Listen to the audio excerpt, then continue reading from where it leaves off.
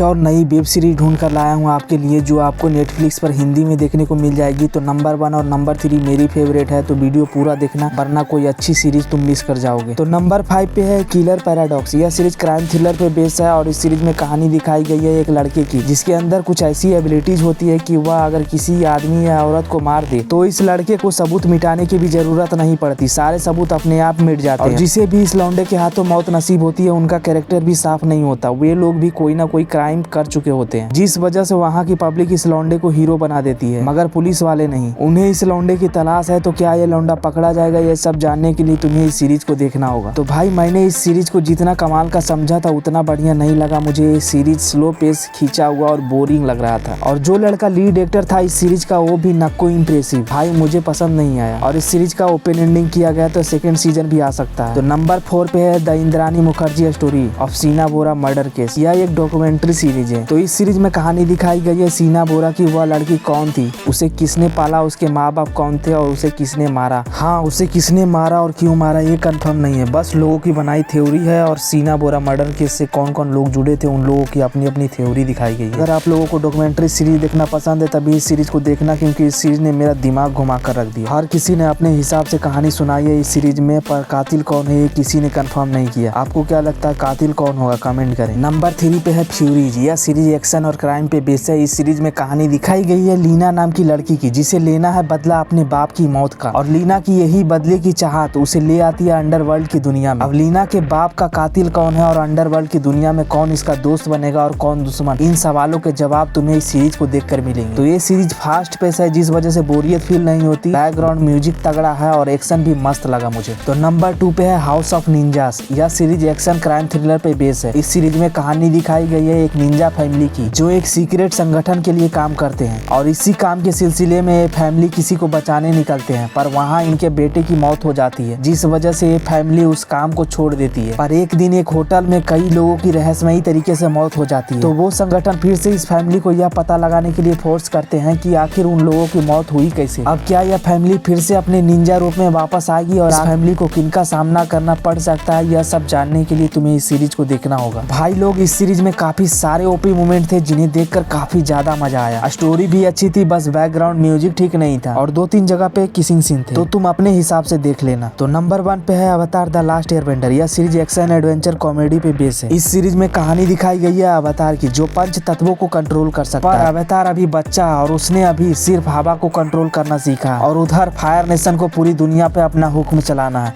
पर जब तक अवतार जिंदा है उनका यह सपना पूरा नहीं हो सकता। तो फायर नेशन निकल पड़ती है अवतार को मारने।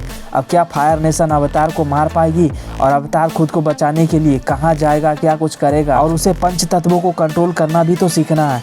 तो अवतार ये सब कैसे करेगा, इन सवालों के जवाब तुम्हें इस सीरीज को देखकर मिलेंगे। तो भाई इस सीरीज में दिखाए location, set design, CGI, VFX सभी चीजों को देखकर लगता है कि नेटफ्लिक्स ने आंख बंद करके पैसा फूका इन चीजों पे, और सभी कैरेक्टर ने भी अच्छा काम किया। तो मैं हाईली रिकमेंड करूंगा कि इस सीरीज को तुम एक बार जरूर देखो। अगर तुम लोग नए हो तो सब्सक्राइब करो, वो जो लाल वाला बटन है उसके साथ सूर्य नमस्कार करो या फिर अनुलोम विलोम, मुझे नहीं पता, बस क्लिक हो जाना चाहिए।